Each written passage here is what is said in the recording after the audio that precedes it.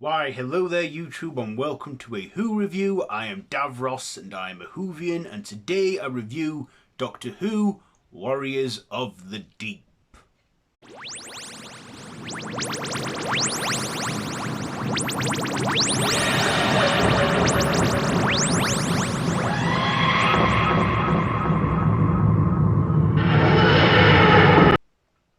So this, I believe, is the 131st story of Doctor Who, and in this it is set on Earth 2084, where two great powers are on the brink of war at Seabase 4, and of course, another threat soon awakens, which are the Silurians and the Sea Devils, prehistoric reptilian beings that want to reclaim the Earth that was once theirs.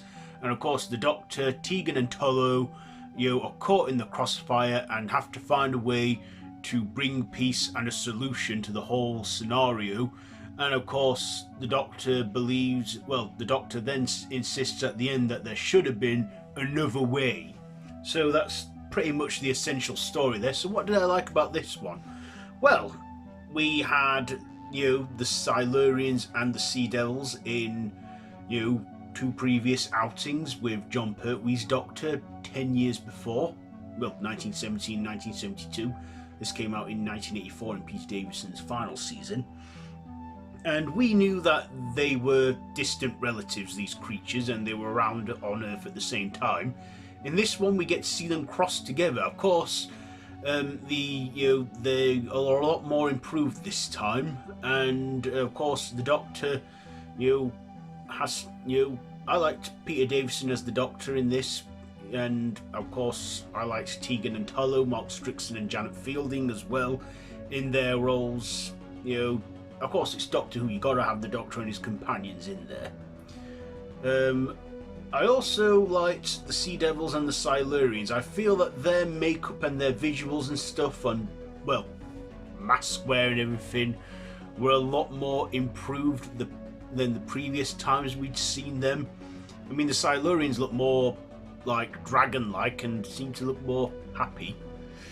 But I thought, probably better makeup effects for them. The Sea Devils look like samurai turtles, from what I could gather. I mean, I know they're reptiles and they sort of are meant to resemble like a sea turtle, but that's what I could see more of them in this time with the Sea Devils. I also thought the location that was good where they filmed it, and the setting, 2084, which is later this century still, about another 61 years before that year comes, which back in 1984 was a century from there.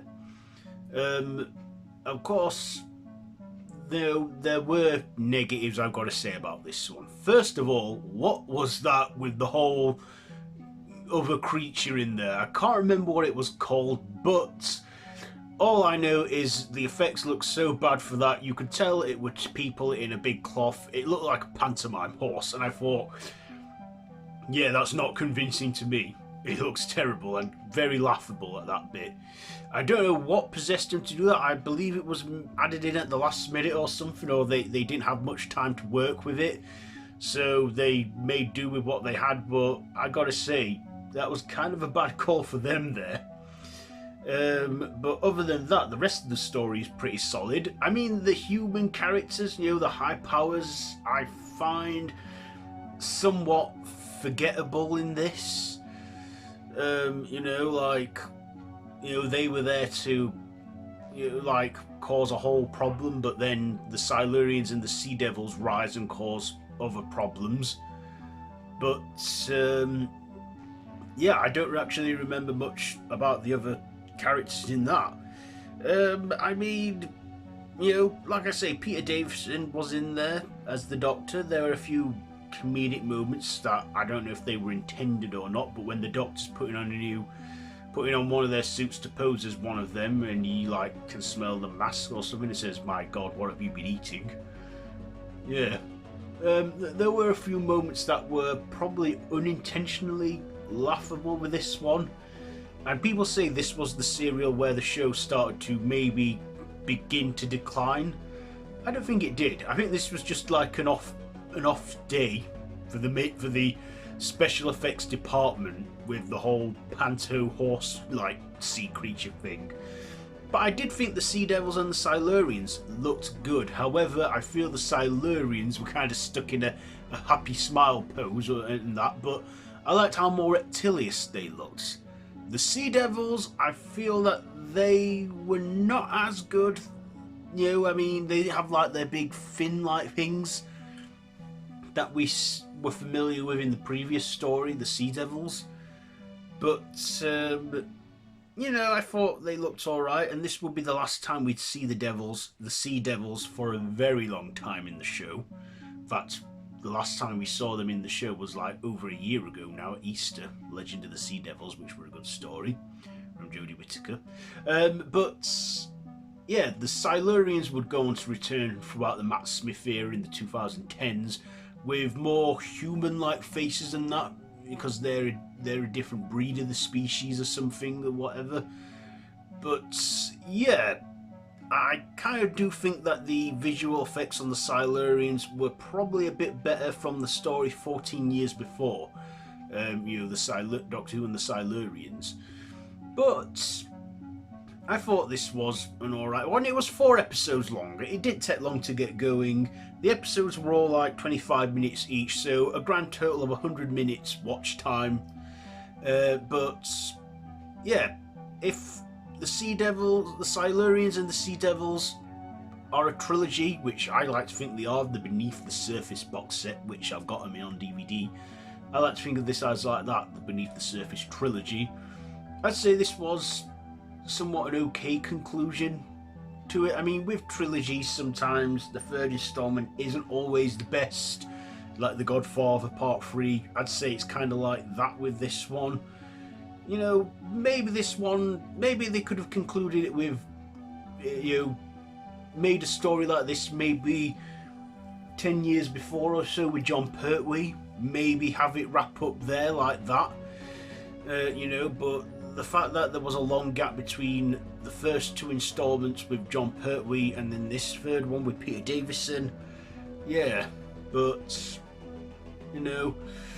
But Warriors of the Deep, I'll give it credit where it's due. It's an okay serial. You know, it entertains me. I wasn't bored, but a very downbeat, bleak ending when no one wins. Like both the Silurians and the Sea Devils meet their end in quite a, you know, a very bleak and grim way. You know, with the whole ooze coming out of them, which I think is maybe their blood. I don't know. Yeah. And like the Doctor says, there should have been another way peace could have happened, but fortunately it did not. And yeah, so just a downbeat ending to the story there, but it's okay. So I think I've rattled on enough about this one. So what am I going to give the ratings for this one? I'll give the performances an 8, the writing a 7, the visuals a 7, and my personal, I'll give it a 7. So there you go. There's my review on Doctor Who Warriors of the Deep. So what did you think to this one? Do you like it better than I did? Do you think it's a terrible one? Let me know all that down below in the comments, and if you like this video, be sure to give it a big thumbs up and share with your friends, and feel free to subscribe to the channel if you haven't already, and to hit that notification bell. I've been Davros the Whovian, and this has been a Who review. So until next time, run for your life.